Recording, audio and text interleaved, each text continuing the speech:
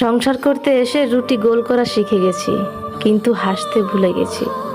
সংসার করতে এসে রান্না করতে শিখে গেছি, কিন্তু চুল বাঁধতে ভুলে গেছি। সংসার করতে এসে 24 ঘন্টা সার্ভিস দিতে শিখে গেছি, কিন্তু নিজেকে আয়নার সামনে দাঁড় করাতে ভুলে গেছি। সংসার করতে এসে সবার খেয়াল করতে শিখে গেছি, কিন্তু নিজের খেয়াল রাখতে ভুলে গেছি। হ্যাঁ জনাব, এটাই মেয়েদের জীবন।